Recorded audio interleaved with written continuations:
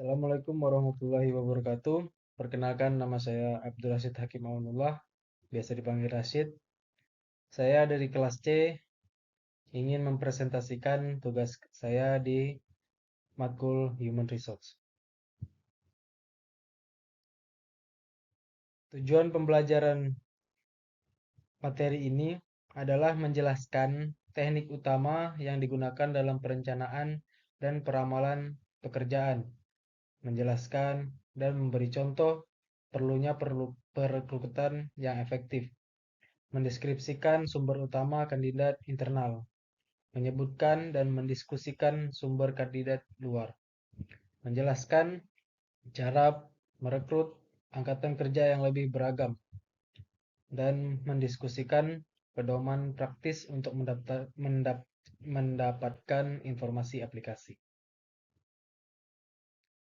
Perencanaan angkatan kerja atau pekerjaan itu sendiri merupakan proses untuk memutuskan posisi apa dalam perusahaan yang harus diisi, dan bagaimana mengisinya, dan ada beberapa hal yang perlu diperhatikan, seperti meninjau rencana bisnis dan data angkatan kerja, mengidentifikasi kesenjangan, mengembangkan proses rencana dan peta strategis angkatan kerja, melaksanakan dan mengukur pengaruh dari rencana angkatan kerja yang baru dengan menerapkan perubahan. Ramalan kebutuhan personal, yaitu permintaan tenaga kerja. Menurut analisis tren, studi terhadap kebutuhan pekerjaan perusahaan di masa lalu selama periode beberapa tahun untuk meramalkan kebutuhan di masa depan. Analisis ratio, teknik ramalan untuk menentukan kebutuhan staf di masa depan dengan menggunakan rasio antara historis dan beberapa faktor casual, seperti volume penjualan dan jumlah karyawan yang dibutuhkan seperti jumlah tenaga penjual. Meramalkan penawaran kandidat dari dalam. Inventory kualifikasi atau keterampilan.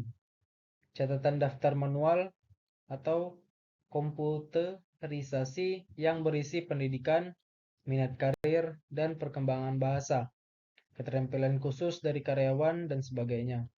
Dari karyawan untuk digunakan dalam menyeleksi kandidat dari dalam untuk dipromosi. Bagan pengganti personal, catatan perusahaan yang memperlihatkan kinerja dan kemungkinan dipromosikan saat ini dari kandidat dalam perusahaan untuk posisi yang paling penting. Meramalkan penawaran kandidat dari luar.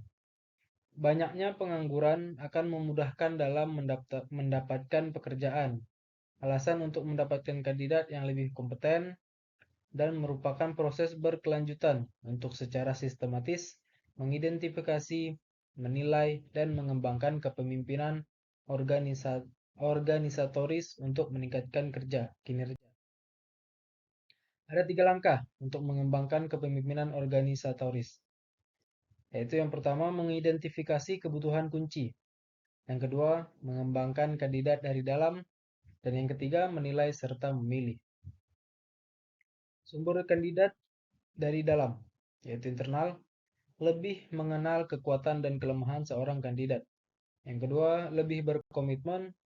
Yang ketiga, moral lebih meningkat jika dipromosikan. Yang keempat, lebih sedikit orientasi dan pelatihan.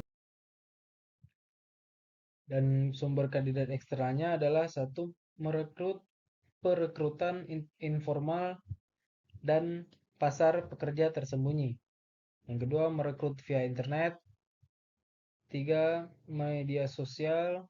Yang keempat, agensi pekerjaan, departemen tenaga kerja, dan agensi swasta.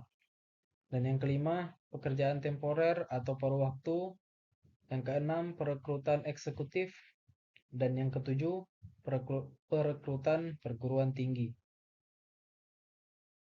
Merekrut angkatan kerja yang lebih beragam, seperti merekrut wanita, merekrut orang tua tunggal, seperti orang tua ya yang sudah pisah, dan yang ketiga pekerja berusia lanjut, dan yang keempat pekerja dengan disabilitas.